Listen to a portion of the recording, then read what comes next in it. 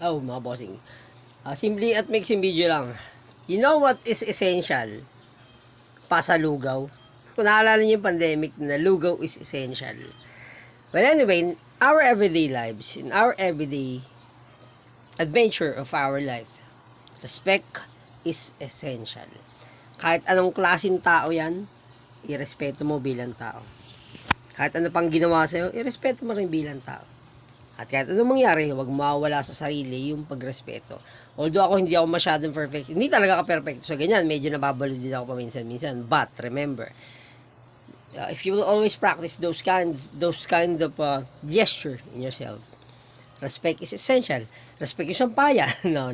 Ang ibig sabihin yan, respeto lang sa tao. Hindi kailangan respeto, kaya para respeto mo siya. That's it.